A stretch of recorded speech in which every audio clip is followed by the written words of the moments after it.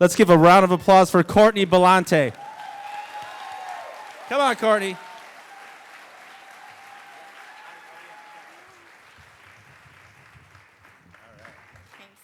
All right, thank you. All right, so you can all remember when you're in high school and you're a teenager and, you know, everyone would go to leave school or the movies or something, and everyone's parents would be waiting quietly in the car for them to get in and drive off, and I would come out and my dad would be doing Tai Chi, like right in the middle of the parking lot. And I'm like, shit, you know, like, oh. So, and he also only had like 3 rules for us girls growing up. Don't cost me money, don't inconvenience me, and don't come home pregnant. Which, I never did the last one, but the other 2, you know, everything a teenage girl wants to do, cost you money and it's gonna inconvenience you. But these were not my mother's rules. These were my father's, which he so graciously gave me many mothers. His first wife was a born-again Christian. His second wife was a Christian, and his third and current wife is Jewish. But the amazing thing is he accomplished all this by being atheist or agnostic. I'm not really sure because he would say he's neither. He really hates labels. So I'm 17 now, and I have my first serious boyfriend. We've been going out for 4 months, so it's really serious. And it's time for me to meet his family. And I walk into the house, and it's like I'm on the set of like Leave It to Beaver. Like, he's raised Catholic, and his parents are still married to each other, and they still like each other, which, wow. And they really strongly believe that, you know, you should wait till you get married to have sex, which took a little convincing, but I was able to convert him on.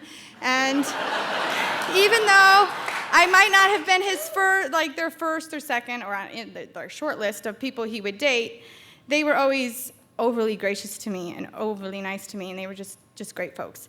But it was time for him to meet my family. He's met my mom, but my dad calls one night, and he's like, why don't you and your boyfriend join me and my girlfriend, who ended up being his third wife, at the Oasis in Ann Arbor, which is a hot tub place that you can rent by the hour.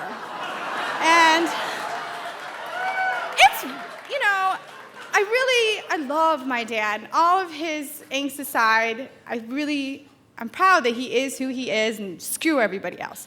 And he's made me who I am. I feel like I'm an open-minded, you know, twisted sense of humor type of person, and I love that about myself. So I think it's a weird way to meet my dad, but any way you meet my dad is probably going to end up being weird. And he makes the place sound really cool. There's like this private changing area for everybody, each party, and the hot tubs are built into the ground.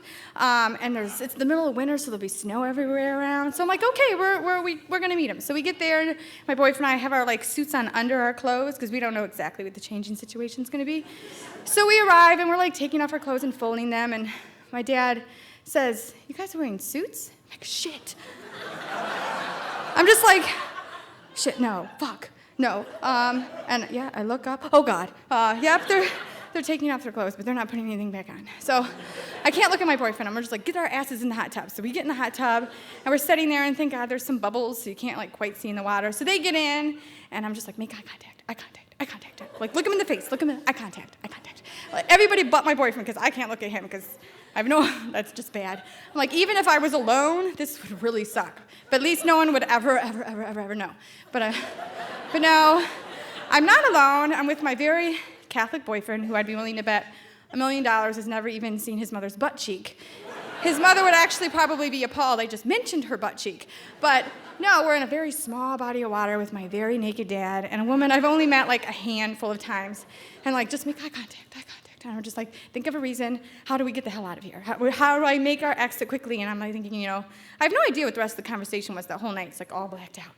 But so I'm like, okay, between the heat and the utter humiliation, I'm thinking I'm going to die of heat stroke at any minute. So that's going to be my excuse. But apparently I wasn't the only one who was hot that evening, because right when I was about to make my excuse, his girlfriend just jumps up on the ledge, and not in the most ladylike fashion.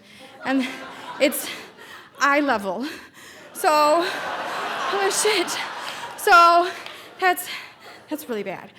So I'm like, okay, so I make my excuses really, really quickly, and we get the hell out of the tub and get in the changing room, and in like quiet, unspoken agreement, we just put our clothes on right over our wet clothes. Because we brought dry clothes, but we realized at any minute, they're gonna follow us in. And trust me, when you're 17 or any age, the last 2 people you wanna see naked are these 2 people. So we get our asses in the car, and I still can't look at him. I'm just like, I really like this boy, and it was like nice while it lasted.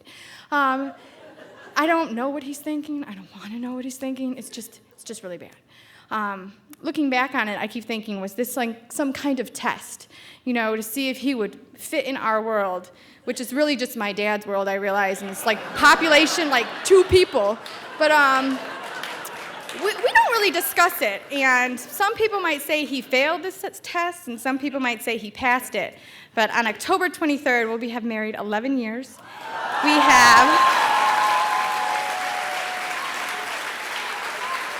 have 3 beautiful children, the youngest who is only 3 months old, and they love all of their grandparents, and they are truly the best of both worlds.